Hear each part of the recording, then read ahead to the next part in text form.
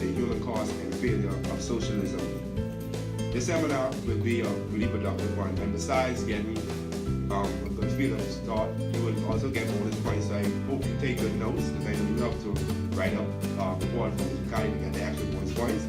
So also the sign-in sheets will be outside, so you just sign up. And without further ado, I'd like to welcome our president, Mr. Jeremiah Taylor, who will now introduce our guest speaker. Please help me welcome him.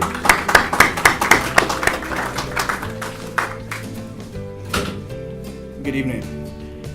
Dr. Richard Ebeling is the recently appointed BB&T Distinguished Professor of Ethics and Free Enterprise Leadership at the Citadel. He will be conducting courses such as Leadership, Entrepreneurship, and Capitalist Ethics, as well as the Morality and Economics of Capitalist Society. Dr. Ebeling is recognized as one of the leading members of the Austrian School of Economics and the author of Political Economy, Public Policy and Monetary Economics, Ludwig von Mises and the Austrian Tradition. He is currently editing a forthcoming volume in the collected works of Friedrich A. Hayek, the noted Austrian economist and Nobel laureate. Prior to his appointment at the Citadel, Dr. Ebeling was professor of economics at Northwood University in Midland, Michigan. He served as president of the Foundation for Economic Education, was the Ludwig von Mises Professor of Economics at Hillside College in Hillsdale, Michigan, an assistant professor of economics at the University of Dallas in Texas. He currently resides with his wife Anna and the dog Fritzy in Mount Pleasant, South Carolina. Ladies and gentlemen, please welcome Dr. Richard Ebeling.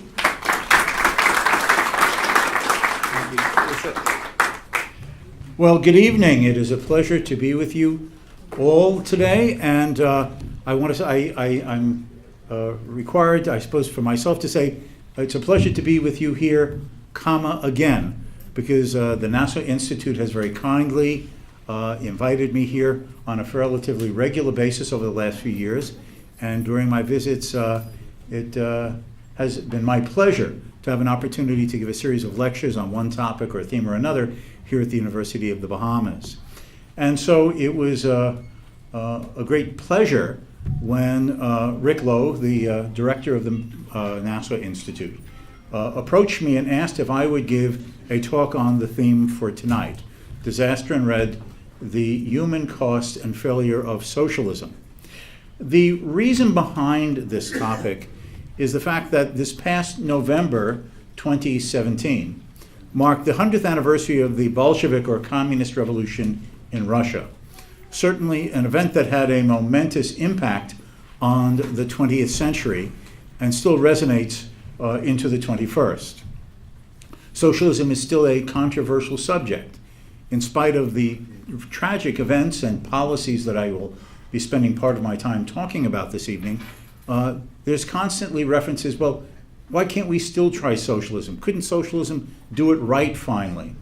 But as I hope to show you, the experience in Russia suggests that it inevitably leads to one outcome, and the cost to humanity is immeasurably great. Now, I want to start off by saying that 2 years after the fall of the Soviet Union in December 1991, my wife and I were on a visit to the former Soviet Republic of Lithuania on the Baltic coast. Lithuania had been absorbed by the Soviet Union under Joseph Stalin during the Second World War as part of Stalin's deal with Hitler to carve up Eastern Europe. And during this time, the Soviets were cruel and brutal and vicious in attempting to make the people submit to rule from Moscow with no dissent or attempt to oppose them.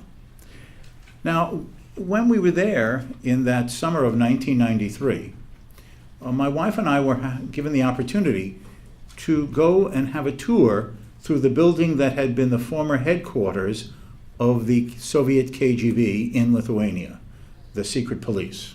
And that's this building here that is shown. Now, these pictures were mostly taken by me, by the way. You see a staircase there. If someone had been arrested by the secret police, they would be brought into the building and they would be taken down that staircase to the basement prison areas. The first stage of the interrogation is in that picture to the upper left. This was an enclosed closet, no light, no windows. The prisoner would be stripped naked, male or female, and would be locked in that closet for an indefinite period of time. Having been arrested by the secret police and known what that could entail, you're now in this room naked, defenseless, intimidated, and uncertain what was going to happen to you or whether you would ever see any members of your family or your friends again. At some point they would come for you, and they would then take you to one of the interrogation rooms, and that other picture here is the hallway. The doors on either to the left or the right were either cells in which the prisoners were put or the interrogation rooms. Here you would be interrogated, questioned, tortured, brutalized, and made to confess to things that you had not done. At some point you would then be put in one of these cells for your later transportation to another prison or to be sent to the labor camps of Siberia or the deserts of Soviet Central Asia. In these interrogation rooms, of which the one on the upper left is one of them, you would be tied to a chair. You would be told that you were going to be given a confession form that you would sign. You had already had your confession prepared for you. You would be expected to name names. Who were your collaborators in your opposition to the Soviet system? What foreign government were you working for to subvert the achievements of the Soviet state? Most likely you told your interrogators, but I've never done anything. I'm innocent of these charges. What do you mean my collaborators or co-conspirators? I've done nothing. And when you would not sign this confession that had already been prepared and put in front of you, you would be tortured in sometimes unbelievably humiliating and brutal and cruel ways. And invariably after 2 or 3 days, most people broke and signed whatever was put in front of them. At that point, you would be taken to another room. And this other room, you would be told that you were going to be sent to another prison. And before being taken to prison, you would be given a medical examination. You would be told that your weight would be taken, a doctor would look you over, and your height would be measured along a meter stick on one of the walls. You would stand at the meter stick with your back to the wall, and behind the meter stick was a trap door. And the trap door would be open, and one of the secret policemen would shoot you in the back of the head. Your body would then be taken to another room and placed on a steel table, at which point they would proceed to pull out any gold fillings that might be in your teeth. Your body then would be carried out the basement back door, thrown into a cart or a wagon, and then transported to a mass nameless grave in which your body would be thrown, and nobody would ever know what had happened to you. That is how the Soviet system was designed. Here is the exercise area in which a prisoner might have his last glimpse of daylight before these terrible things were done by him, to him. That is, and as I'll be trying to explain in more detail, is the essence of the Soviet experience. As economists like Ludwig von Mises said, socialism is not in the least what it pretends to be. It is not the pioneer of a better and finer world, but the spoiler of what thousands of years of civilization has created. It does not build, it destroys, for destruction is the essence of it. It produces nothing. It only consumes what the social order based on private ownership of the means of production has created. Each step leading towards socialism must exhaust itself in the destruction of what has already existed. The other quote that I have here is from a Russian mathematician named Igor Safarevich.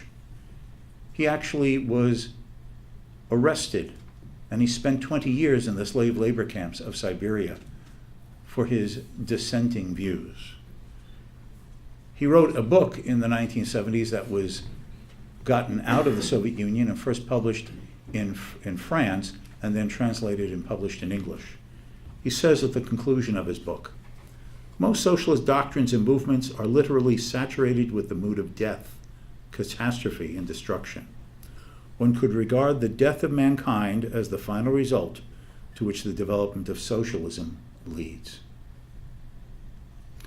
How did this begin? It began during the First World War. The First World War began in the summer of 1914.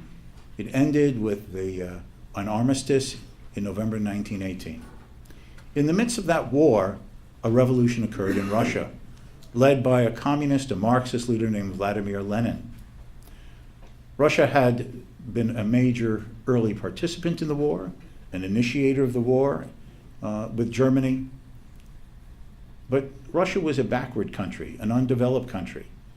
And by the late 1917 and the first half of the late 1916 and the first half of 1917, the society was unable to sustain the war anymore. Soldiers were leaving the battlefront. Food could not be found in the cities or in the towns. And this led to a peaceful revolution in which the Russian Tsar, Nicholas II, abdicated in November of 1917. And a democratic coalition of Russian parties formed a government that was a left-of-center democratic government. But they chose to continue participating in the First World War in support of the Western Allies, Britain, France, and then the United States. And Russia continued to deteriorate economically and infrastructure-wise. And that set the stage and the opportunity for Lenin to then undertake a coup d'etat of overthrowing that coalition left-of-center democratic government on November 7th, 1917. And as Lenin said at that time, "The cause for which our people have fought, the immediate offer of the democratic peace, abolition of landlords, property, workers, control over production, and creation of the Soviet government has been achieved. Long live the revolution of workers, soldiers, and peasants." The path to socialist utopia had begun. By the time it finished in 1991, it will have consumed the lives of up to 68 million innocent men, women, and children, worked to death, tortured to death, starved to death, and sometimes merely because you were the family members of the enemies of the people. In March of 1918, the new Bolshevik government under Lenin made a separate peace with Germany and withdrew from the First World War.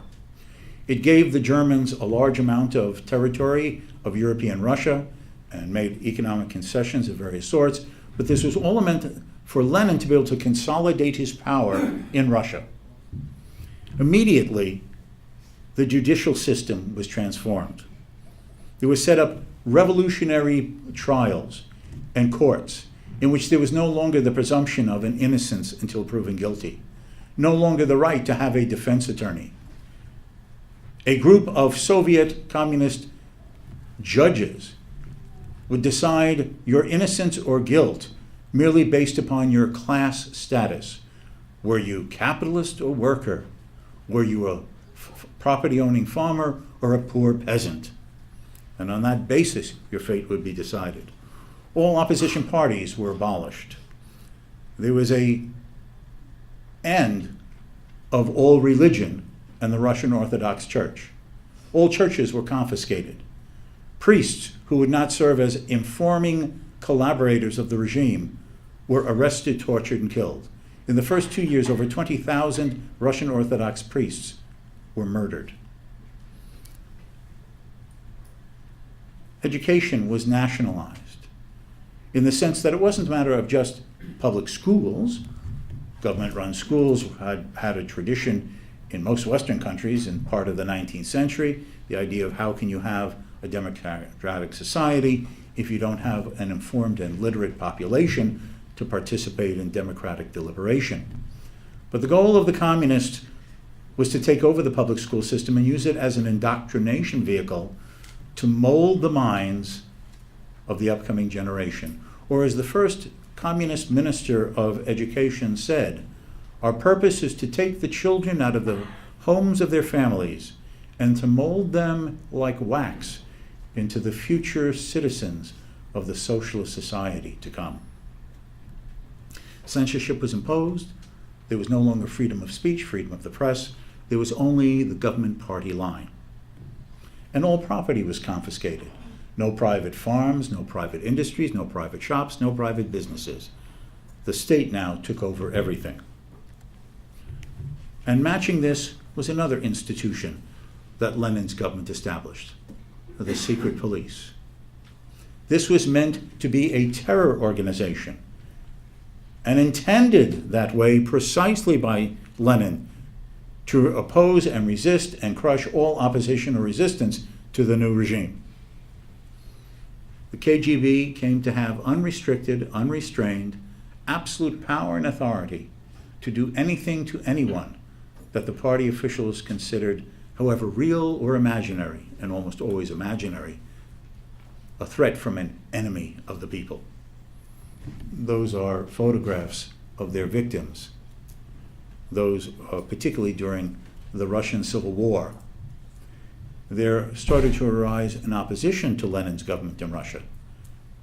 And between 1918 and 1921, there was a 3-year civil war between the communist and anti-communist armies that itself took millions of lives and destroyed even more of the country.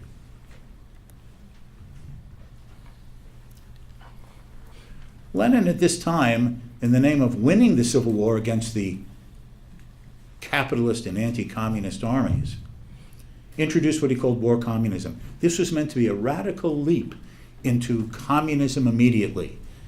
No private property, no private farming, no market exchange, everything owned, managed, directed, controlled, and planned by the state.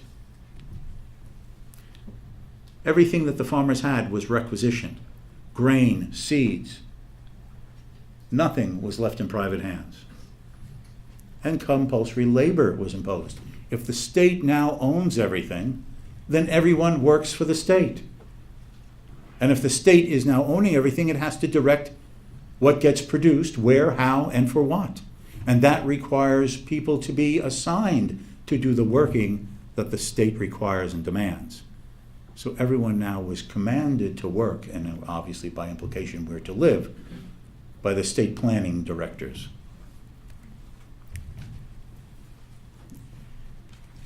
The result was catastrophic. Some of the figures are there on this slide. Industrial production by 1920 fell to 20% of the pre-World War I level. Okay, that meant production fell by 80% from what it was before the war just a handful of years earlier. Agricultural output fell to 70 million tons, fell from the 70 million tons of 1913 to a mere 30 million tons in 1921. Cultivated land dropped from 225 million acres in 1913 to 158 acres by 1921. And between 1917 and 1921, the civilian population declined by 18 million people. How does a population decline by 18 million people in a matter of 3 or 4 years? It's called either being killed in the fighting, executed by the regime, or starving to death due to lack of food, to the point where people were eating their dead children, cannibalism to survive.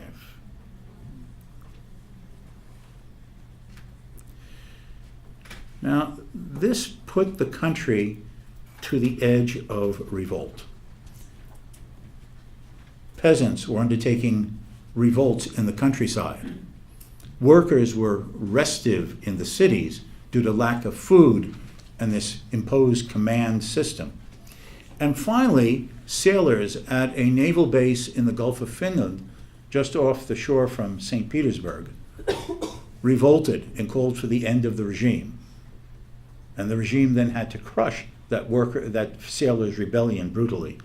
But this convinced Lenin that unless something was done to change the system, he was going to be overthrown, and the dream of building socialism would go down with him. So then Lenin introduced in 1922 what came known as the New Economic Policy. This was called taking a step backward in the name of moving forward with socialism at some point in the future. Land was returned to the peasants. The peasants were told that it was now their land, they could grow what they wanted, they would have to pay a certain amount of crops and cash from revenues they earned by selling their crops to the government, but they basically were allowing a private agricultural market in Russia again. Small and medium-sized industry, businesses, and factories were returned to private hands and private businessmen's organization and decision-making. Compulsory labor was abolished, and now employment and hiring was primarily based upon the supply and demand of the now small and medium-sized businessmen looking for workers to work for them, and those who were looking for employments, and the market determining their wages. Government subsidies for industries were ended, and companies were told that if you're going to stay financially sound, you have to earn a profit. And there emerged an entire group, a class of new businessmen, entrepreneurs, arbitrageurs, enterprisers, who filled this new market opportunity and brought about a miraculous transformation in the conditions in Russia. Indeed, by 1923, private trade accounted for 90% now of all manufacturing and sales in the country. And by 1924, industrial production had returned to the level it had had in 1913, the year just before the beginning of the First World War.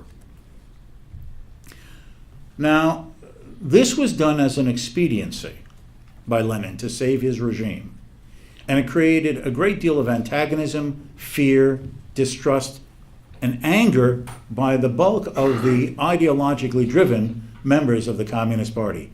Lenin was returning Russia to a capitalist path.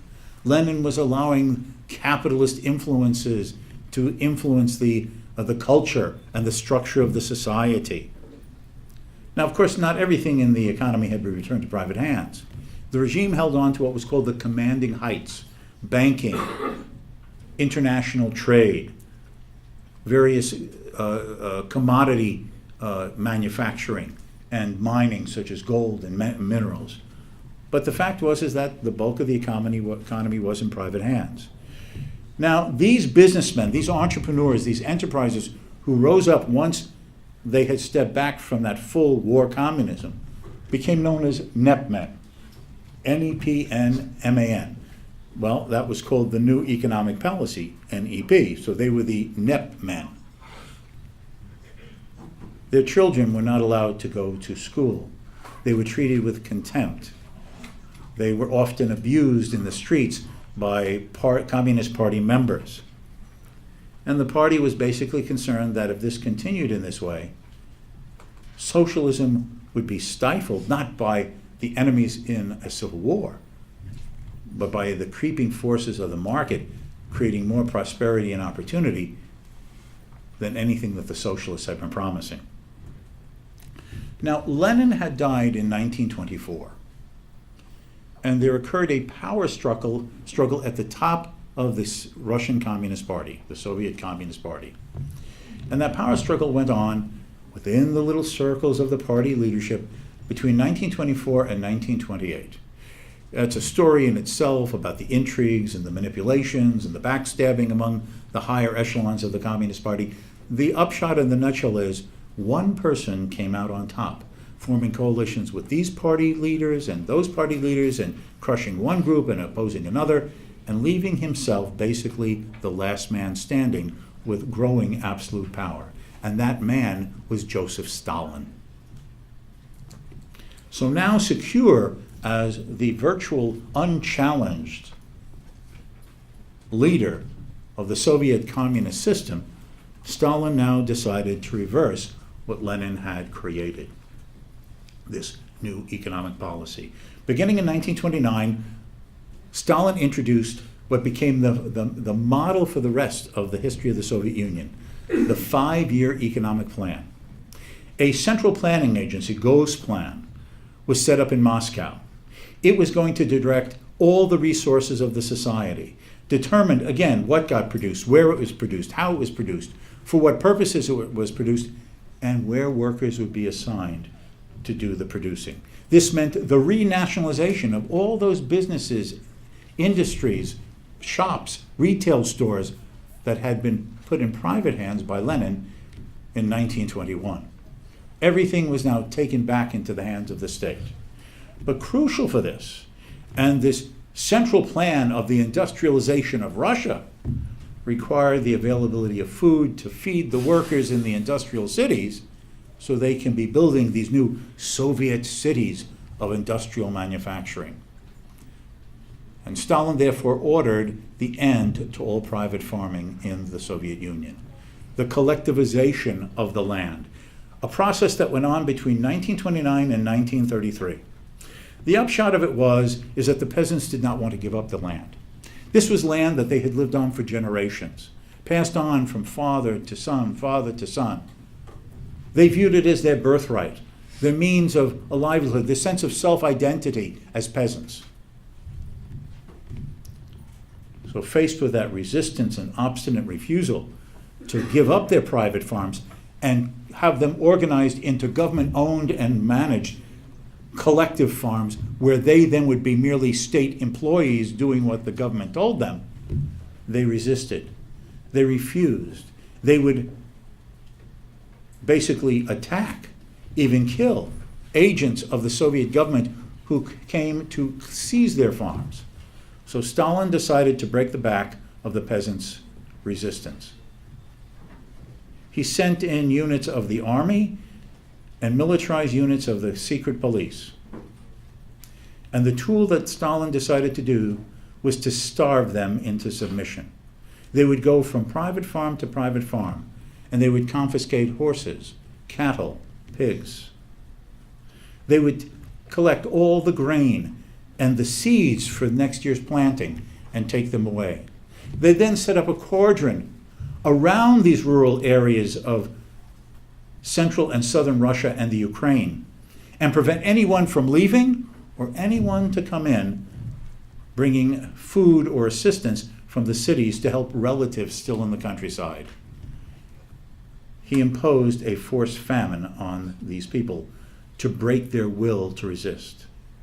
It is estimated by historians of this period that anywhere between 10 to 12 million people were starved to death or shot for their resistance to the system.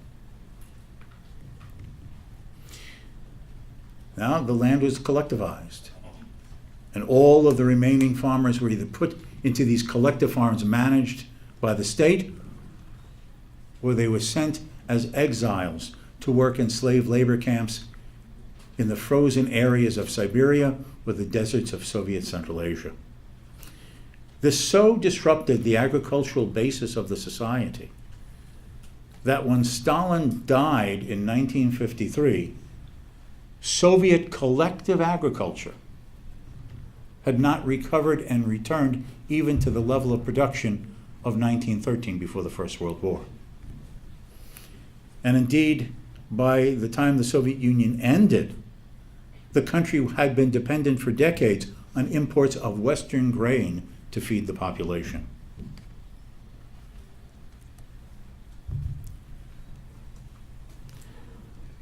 These farmers who were arrested were called kulaks. They were considered the blood-sucking rich peasants.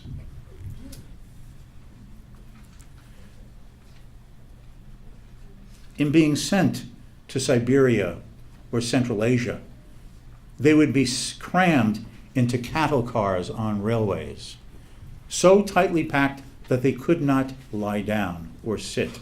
They had to stand frozen together like sardines.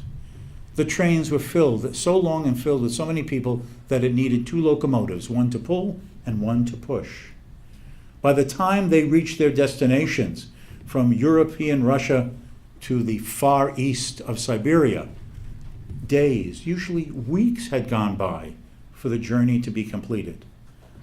When they opened the cattle cars, they would find stiff, dead bodies because those who had fallen from suffocation, the cold, lack of food or water, could not even fall and were left standing there for days as corpses, caught between the bodies of those still living.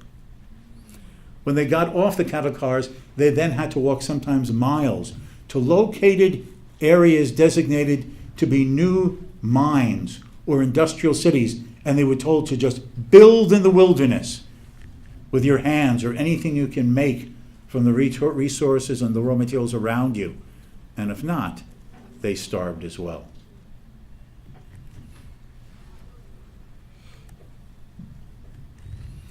In this war against the peasants, this are some of the victims.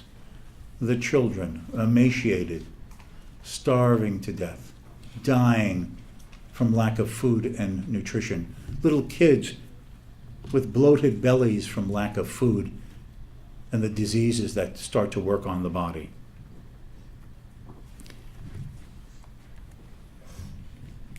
All of these were meant to be the slave laborers of a vast network of prison camps where they were to be the cannon fodder to build the new industrial Soviet paradise.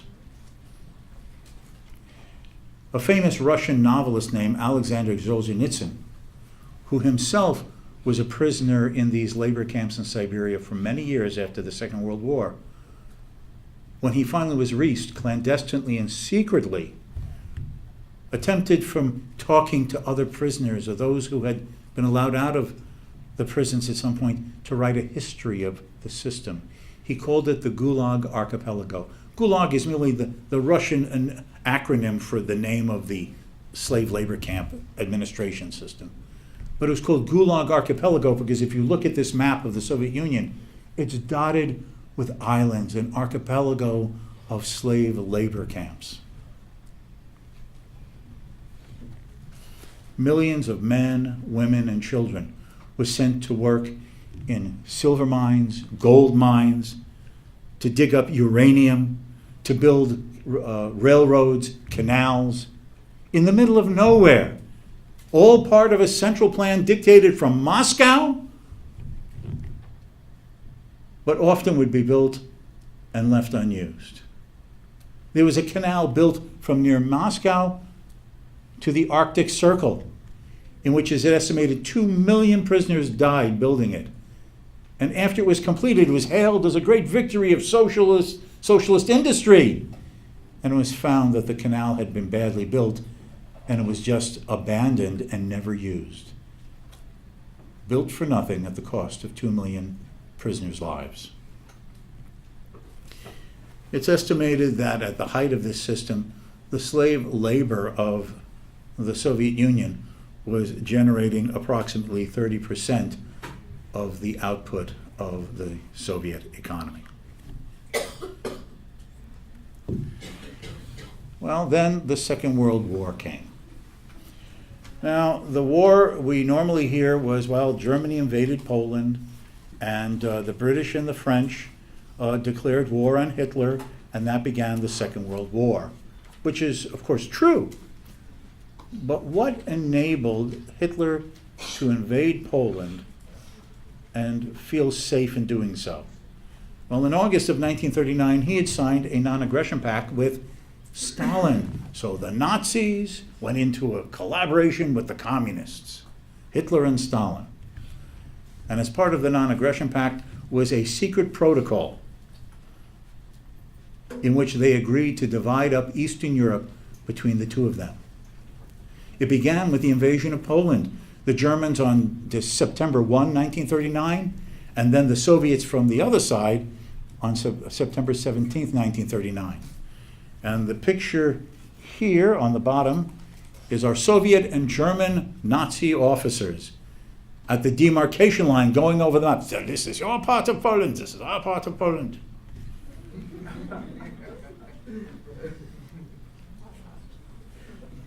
And it also gave Stalin the go-ahead to annex the little Baltic republics of Estonia, Latvia, and Lithuania, to undertake a war to force the submission of Finland under his control, a war that lasted 6 months, in which the Finns, badly outnumbered, gave the Soviets a very military bloody nose, but finally, just under the power of more Russian soldiers and tanks, having to surrender huge areas of their border territories. And then Stalin occupied parts of Romania, while at the same time to the west, Hitler was invading Norway, Denmark, Holland, Belgium, overrunning and defeating France. So all of Europe was put under the joint control of Hitler and Stalin as a plan of dividing up and conquering the world together. But then Hitler decided to play a trick on Stalin. The history has shown that Stalin was actually planning to play a trick on Hitler. The Germans invaded the Soviet Union on June 22nd, 1941. But the partially opened Soviet archives and the memoirs of some Soviet military personnel from before the war suggest that if the Germans had not attacked the Soviet Union in June of 1941, Stalin was building up his forces to attack Hitler in the summer of 1942. It's just that one dictator got the jump on the other dictator.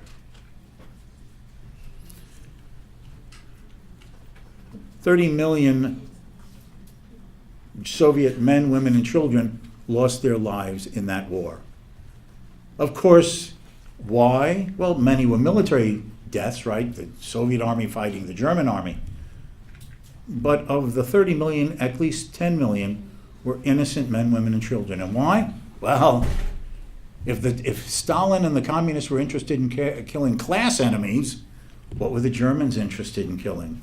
Race enemies, right? 6 million Jews, 3 million Poles, 500,000 Gypsies, and 10 million Russians and Ukrainians, inferior races, the Slavs, those who were not killed would then be the slave servants of a German greater empire that would rule over a good part of European Russia. Now, when the war ended, Stalin then turned his fury on another group in the society. If Hitler killed 6 million Jews, Stalin was planning to kill 3. Beginning in 1948, he began a plot in which he accused Jewish doctors who served Communist Party leaders in the Kremlin of attempting to kill them with poison or under the knife of operations. And by late 1952 and early 1953, Stalin had decided to end the plot by having a bunch of imprisoned and forced confessions from prominent Russian Jews that, yes, we've been plotting against the Soviet nation and people, and we're sorry for it, and please, Comrade Stalin, protect us from the justifiable wrath of the Soviet people. Please, Comrade Stalin, we're sorry. And those 3 million Russian Jews were to be put in cattle cars and sent across Siberia from places like Moscow to this little area here on the Soviet-Chinese border, bordering with Manchuria. Prison camps had been built there.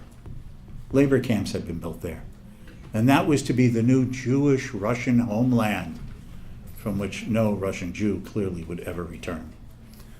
So what saved the Russian Jews from their version of a Holocaust like Hitler had imposed on other European Jews? Stalin died a week before it was to be initiated. March 5th, 1953. Stalin was a person who was a night owl. But he finally would usually get up mid-morning. But he doesn't ring for his morning coffee, and no one hears movements from his room. He had a country estate outside of Moscow, where he would live most of the time. And the servants, his personal bodyguards, they don't know what to do. They can't open the door. They can't open it. But it's Comrade Stalin. What if he doesn't want them to open the door? He'll kill them for just opening the door. And if that sounds ludicrous, more minor things than that resulted in someone being arrested, tortured, and killed. To give you an idea, a person was reading a newspaper in a cafe, and he put down the newspaper, and he had been having some breakfast and some jam with a piece of toast, and he placed the jar of jam on the front page of the newspaper. And on the front page of that newspaper that day was a picture of Stalin. And so the jam jar had left a ring on Stalin's face on the newspaper. That was reported, and therefore that had shown that he was an enemy of the Soviet regime by defacing Stalin's picture in the morning newspaper. He was arrested and never seen again. So something as minor as that. So then some party officials were called to Stalin's residence, and they finally opened the door, and they found him on the floor. He had had a stroke, cerebral hemorrhage, but he was alive. But they're afraid to pick him up. But what about his doctors? What about the doctors? Let's call the doctors. But which doctors? Because most of the doctors who were serving the clinic that cared for Soviet party leaders, including Stalin, had been arrested. They were the Soviet Jews who were about to be sent to Siberia.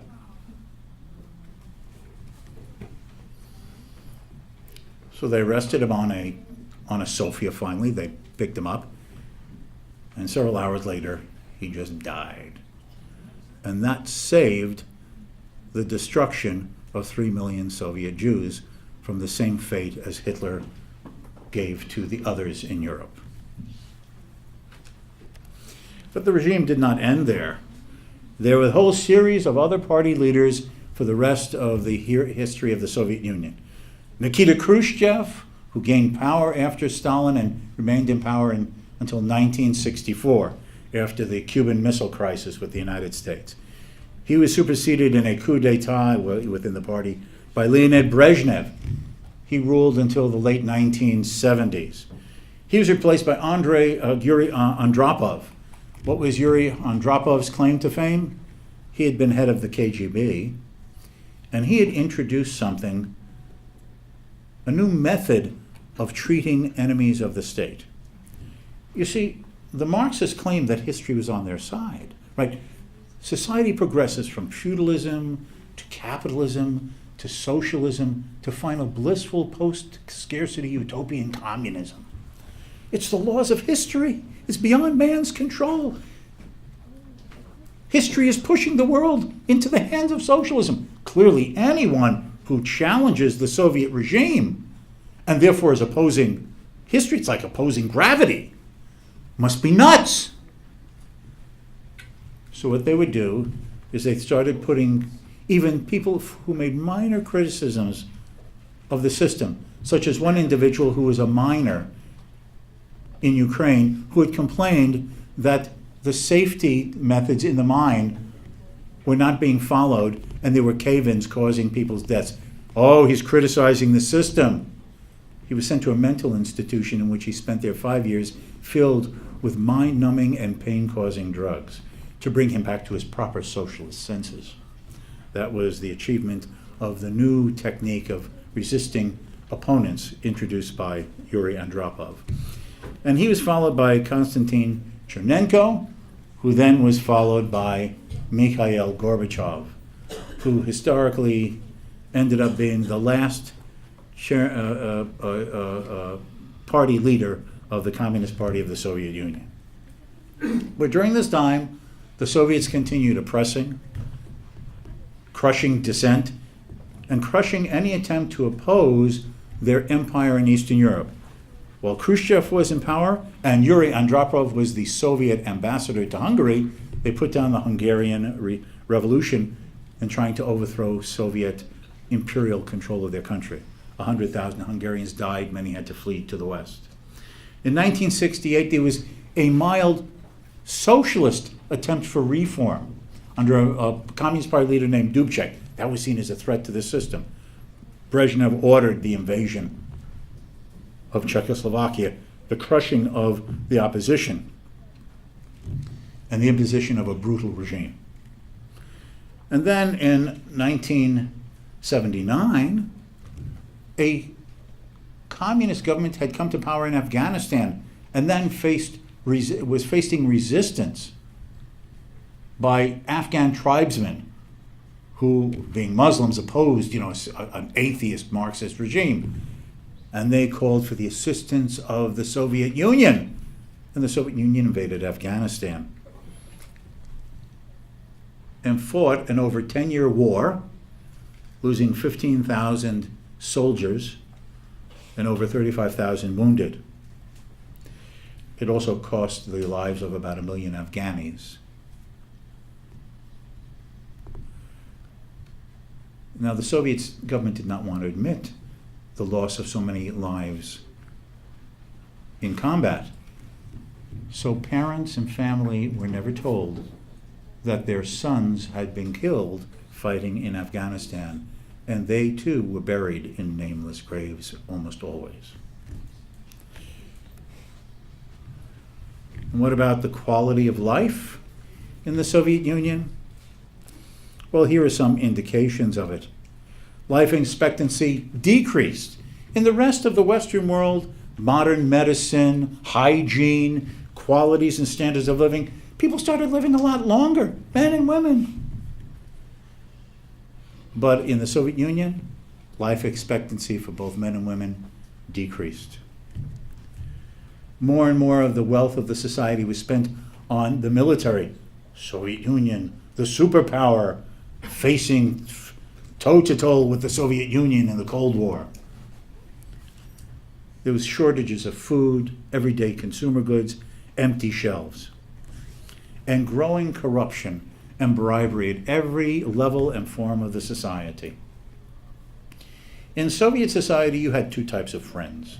Real friends, the kind of friends you make with people you have common interests, a history of like going to school together, so you just sort of have a bond because of that. And then you had a second layer of friends.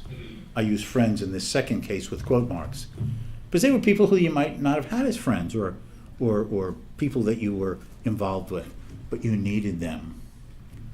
You needed them because, you see, you want to buy a pair of shoes for your child, but the line is long in front of the government people's shoe store. But if you know someone who can get somebody tickets to see a performance at the Bolshoi Theater in Moscow, well, they know someone who can put the word in that you get a pair of shoes for your kid at the back door of the people's shoe store. And that was just one minor example. My wife is Russian. She spent her life living in the Soviet Union. She was married before. She had a child from her first marriage. She once waited 3 days online to buy a pair of shoes for her daughter when she was a little girl. 3 days.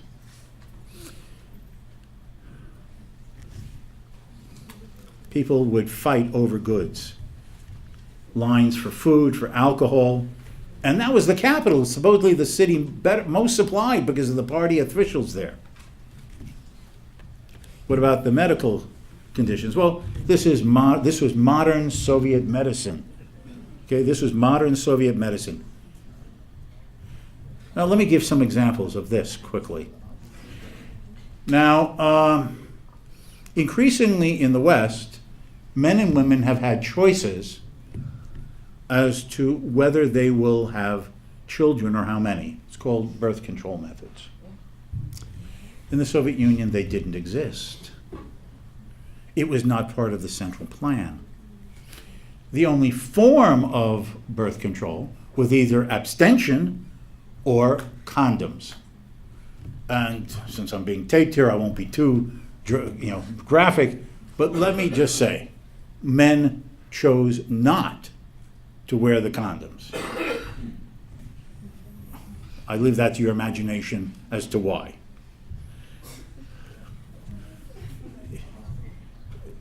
There was no sense if you used it of oh baby oh. That's all I can tell you. But anyway, so what became the method of birth control in the Soviet Union? Abortions. The average woman had anywhere between 4 and 8 abortions during her life. Now, whether you're pro-abortion or anti-abortion, would you consider that the preferred method of birth control? I don't think so, right? Again, separate from whether you're pro or anti, who wants that? That's absurd. And if you had children, you went into the hospital for birth, and guess what? No medicines or pain relievers. You had operations in which they had no pain for after the operation. So if you wanted any pain, you had to bribe one of the medical orderlies. And good luck if you don't have the money or your recovery is in excruciating pain after having the operation. But there you have advanced socialist, nationalized, socialized medicine. Soviet agriculture. This is the triumph of socialist farming in the Soviet Union. My wife would tell you, if she was here, that when she went off to the university as a young girl of about 18, 19 years old, she was looking forward to it. It was not easy to get accepted to the university, especially if you were a woman. I know the Soviet Union, it's about equality, justice, social justice. The first country that introduced affirmative action was the Soviet Union. And quotas. Were you a peasant family? Were you an intellectual family? Were you a worker's family?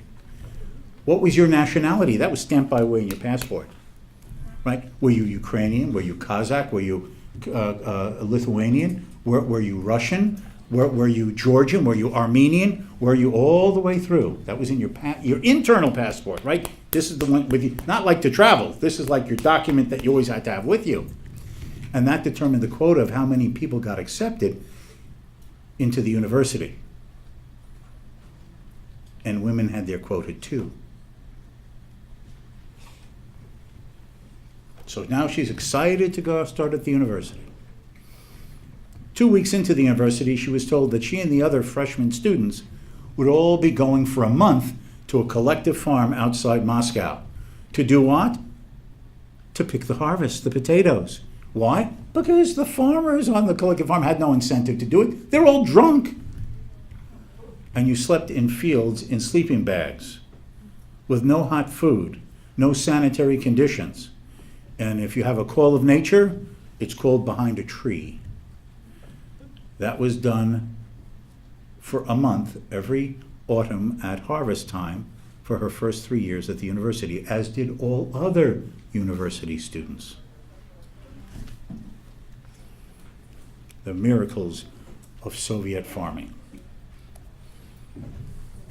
Then in 1986 occurred the nuclear disaster at Chernobyl in the Soviet Republic of Ukraine. The Russians tried to hide this. You know, the nuclear facility just imploded, and radioactive material started flooding the air. And the Soviets didn't want to admit it or tell anyone, including the people in the wide surrounding area. It was only discovered, and the Soviets were finally forced to admit it, because the air currents had taken the radioactive particles across the Baltic Sea, and it was picked up in scientific research centers in Sweden and Norway. And that forced the Soviets to admit it.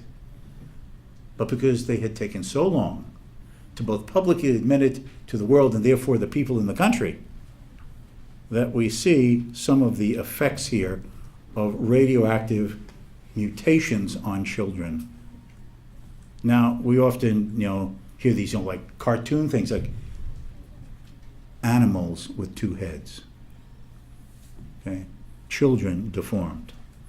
Thank you, Soviet science in the name of the people.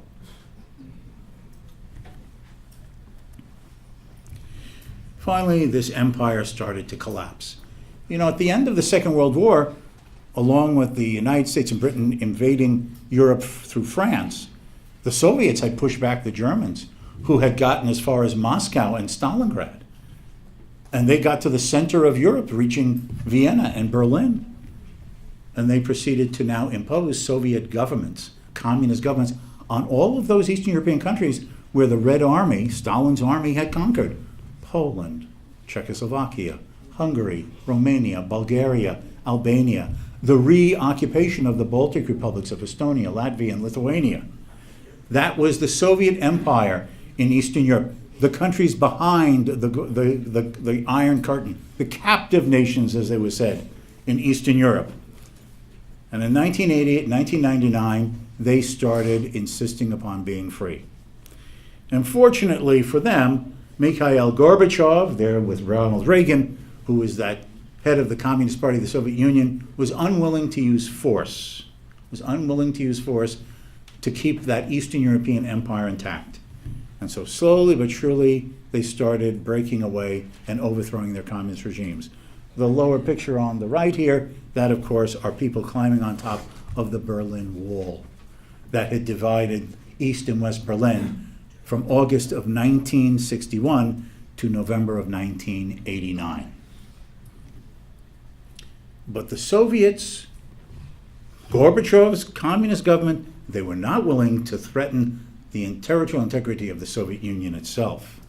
But within the Soviet Union were countries, captive countries that wanted to be independent, including those Baltic republics of Estonia, Latvia, and Lithuania. There had emerged a freedom movement in Lithuania. And the Soviets government decided to stop that.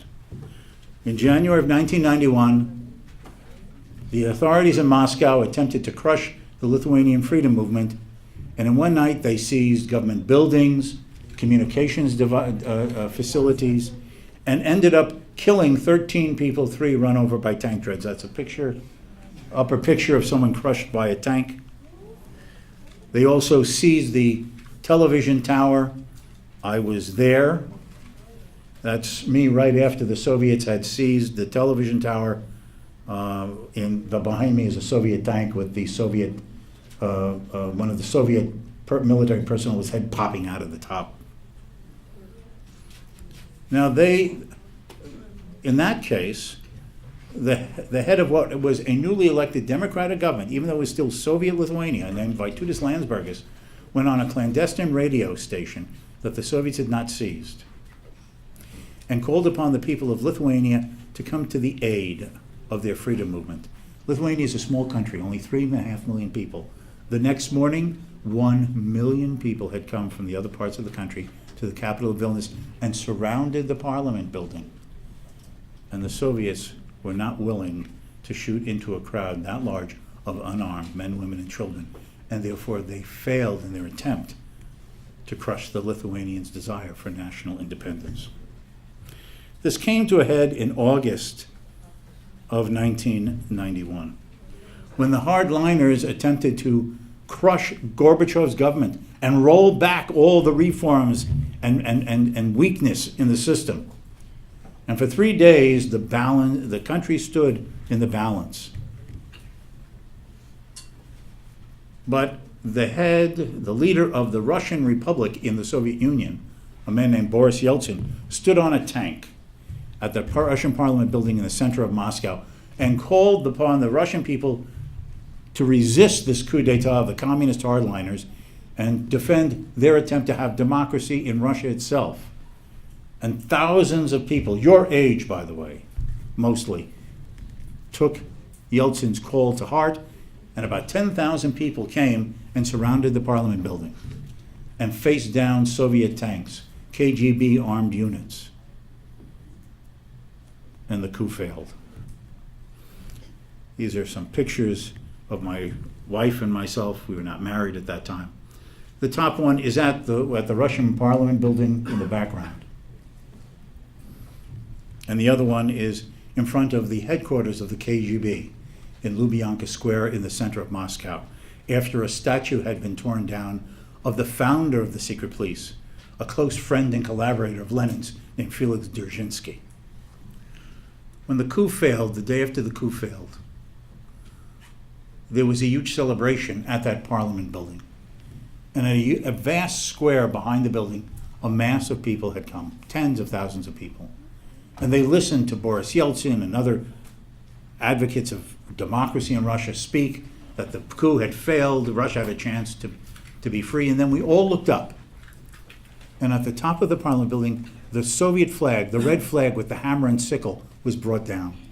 And in its place rose the traditional pre-communist Russian colors, blue, white, and red.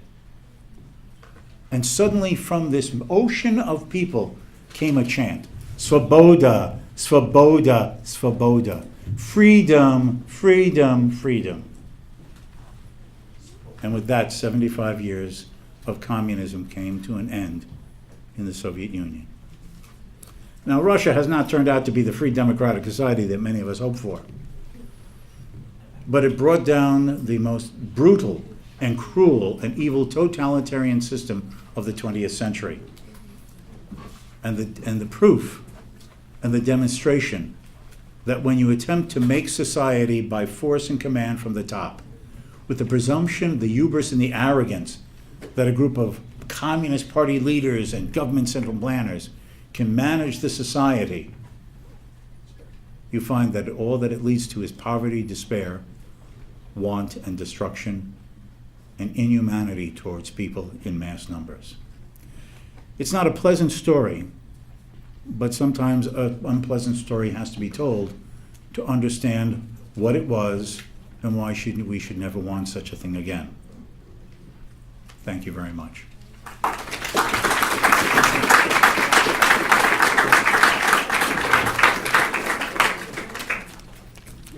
Okay, questions, answers, comments, reflections on the meaning of life?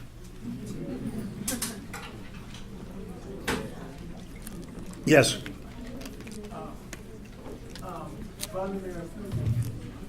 Where was he in the early stage of the change over? The question is, the current president of Russia, Vladimir Putin, where was he while all of this was going on? He was in East Germany.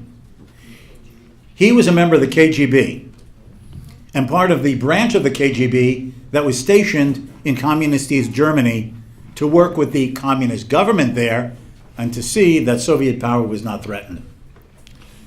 After the fall of the Soviet Union, the Russian withdrawal from Germany, he went to St. Petersburg and became active in the St. Petersburg government there. He finally was brought in the mid-1990s to Moscow by Boris Yeltsin. And he wormed his way into the government, and Yeltsin stepped down in 1999 as president of Russia and appointed him as his successor, and the rest is history now. Any other questions or comments? Yes. You referred to Lenin 3 or 4 times as a socialist, and yet he is certainly one of the 3 who caused the communist revolution, Trotsky, Lenin, and Stalin. What is the difference, in your judgment, between the term socialism, that's now in this case totalitarian socialism, not democratic, and totalitarian communism? Okay, the question is, what's the difference basically between socialism and communism? That is an interesting question itself. The short version is that in the 19th century, the words socialism and communism were used interchangeably. Like a lot of times we talk about freedom and liberty, and we basically sort of use them interchangeably, like synonyms. That's how it was through most of the 19th century. Then following the Lenin's revolution in Russia in 1917, the issue came among European socialists. How do you come to power? Can you come to power peacefully through a democratic election? Or can you only come to power through violent revolution, a dictatorship? Lenin insisted that socialism could only come through violent revolution. A variety of socialist parties in Western Europe, though sympathetic towards the experiment that the Soviets are doing in Russia, said that it's possible to come to power through peaceful democratic means. You don't have to have a revolution, violent revolution. Now, both advocated the same thing. Right? In the 1920s, 1930s, 1940s, even into the 1950s, if you talk to, quote, democratic socialists in Western Europe and dictatorship communist socialists in Eastern Europe, they both agreed that on the same end, government ownership of the means of production, the end to all private property, government central planning and direction of the society, and the end of basically private personal freedom in most facets of life. The end was the same, they were just arguing over the means, bullets or ballots. And it has taken Western socialist parties in Britain, France, Germany, West Germany, it took them until the 1960s and 70s to finally admit that a planned economy like the Soviets had imposed comprehensively was unworkable. And so what the Western European socialists basically withdrew to was saying, well, government doesn't have to own everything and centrally plan everything. We can just have a bunch of wealth redistribution with regulation of industry. And basically they recanted and backstepped on the goal that all socialists had accepted for 150 years, that the government should own and direct the economy. And so basically the Soviet episode proved, and all countries following the Soviet model, that a planned economy neither gave prosperity nor could give freedom, but only gave tyranny. Yeah. Any other questions or comments? Yes. I'm wondering if you could share any thoughts you might have on state of affairs in Venezuela or North Korea in relation to socialism, communism, planned economies. Okay, the question is, how does what I have talked about relate to Venezuela in South America or to the communist regime in North Korea? They're the same. The fact is that you have dictatorships that have imposed government planning and control down to meticulous detail on the societies, and in both cases it's led to a lack of freedom, brutalization, and poverty and despair. Venezuela can be, and in the past was, a prosperous country. Did it have standards of living of, let's say, Sweden or Holland or Germany? No. But it was a prosperous country, certainly compared to what it is today. But Hugo Chavez came to power, nationalized most of the Venezuelan economy, imposed Soviet-style central planning, and with a dictatorial strong arm, repressing all opposition and resistance, and destroyed the society, both freedom and the economy. And in North Korea, well, that's a product of the Second World War. At the end of the Second World War, Korea had been part of the Japanese Empire, right? Japan lost the war. The United States occupied Japan, and then Korea was divided into two zones, the United States in South Korea and the Soviet Army in North Korea. And the Soviet Army, under Stalin's directions, basically set up a communist dictatorship. And that was Kim Il-sung. And he remained the communist dictator of North Korea until about 20 years ago when he finally died and his son took over, Kim Jong-il. And now his son, the grandson, has taken on Kim Jong-un.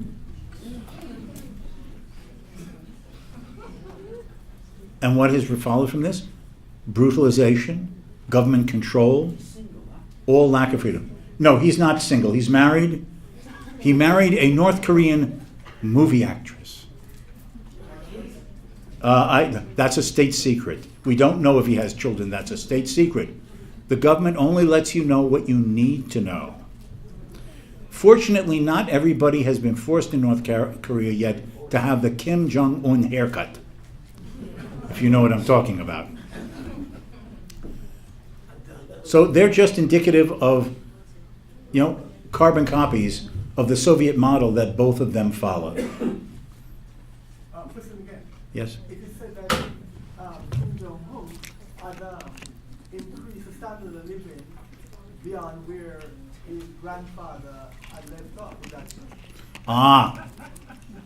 The question is, has Kim Jong-un raised the standard of living of North Korea compared to his grandfather, Kim Il-sung? Well, considering that Kim Il-sung, with Soviet approval and Chinese support, started the Korean War in June of 1950, and then brought a destructive war for the entire peninsula, which particularly fell hard on North Korea with U.S. and other allied bombing and for 3 years. It's not surprising that if war stops and you build anything, people are doing better off than when you've been bombed. But has he improved the standard of living? I suggest that you compare anything that can be found out about how people live in North Korea and compare it to South Korea. It's a world of difference. The most dramatic thing about this is to see a satellite photo of the the Korean Peninsula at night. It shows South Korea all lit up. North Korea is in the dark because they don't have the ability to generate electricity for all the people everywhere in the country. And if you see these, I have friends who have been to North Korea. I mean, they've created this society of little robot automatons. Now, of course, people are doing this because they don't want to be arrested and killed. And Kim Jong-un has introduced a new method of killing enemies of the state. He puts you in front of a firing squad, but instead of the soldiers shooting you, he uses an artillery piece to blow you into smithereens. He did that to his uncle. But these people are like little robots. They dress alike, they talk alike, they move alike. And that's because of indoctrination, propagandization, and fear. I suggest that nothing like that exists in South Korea. Now, every society has its imperfections. I'm not saying South Korea is an ideal place. Imperfect world always has imperfect people. But the comparison is stark. North Korea is a prison state in which people starve. South Korea is a relatively free society that has a standard of living not much different than the industrialized world. So North Korea is a stagnant economy then, Right. with no growth. Yeah. Can you comment on Ludwig von Mises' statement that interventionism almost inevitably leads to socialism? The question is, it refers to a famous Austrian economist named Ludwig von Mises, who argued that even if you try to not have full socialism, but a heavily regulated economy, production regulations, price controls, he argued that the very regulations and controls imposed on various sectors of the private economy are like sand in the machine. It prevents prices and wages to adapting to moving and changing supply and demand conditions. Production regulations prevent the production or supply side of the economy adapting to changing resource availabilities and consumer demand patterns.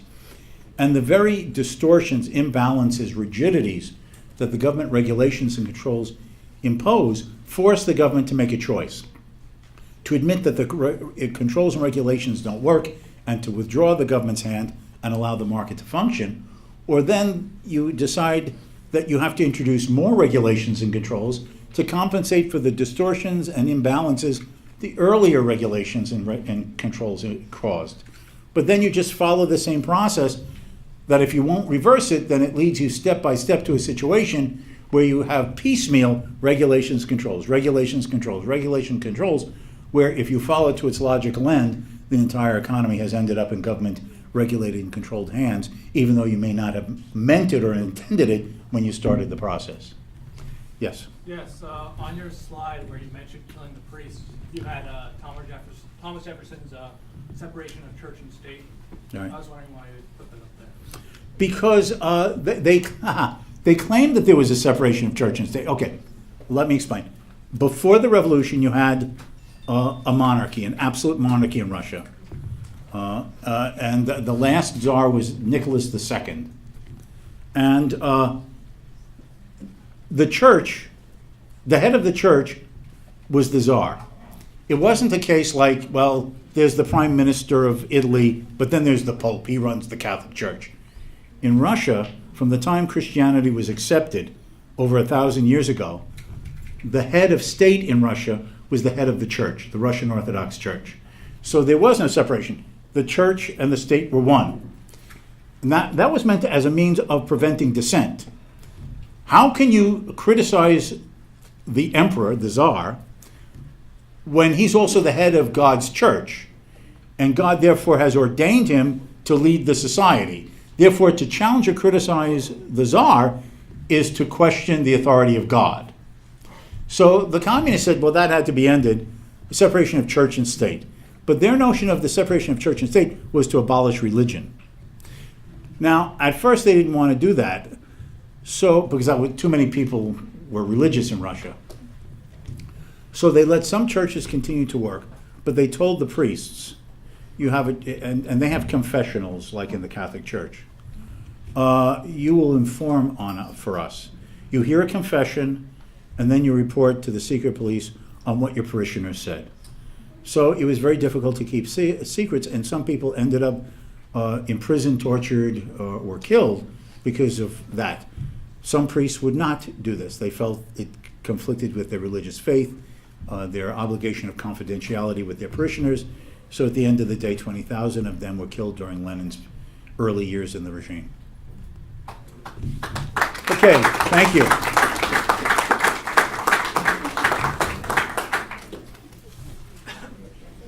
Thank you, Dr. Richard Ebeling, for a very informative presentation and moreover history of socialism and the Soviets. Now I'd like to invite Ms. Kamisha Mizik, who will give the vote of thanks.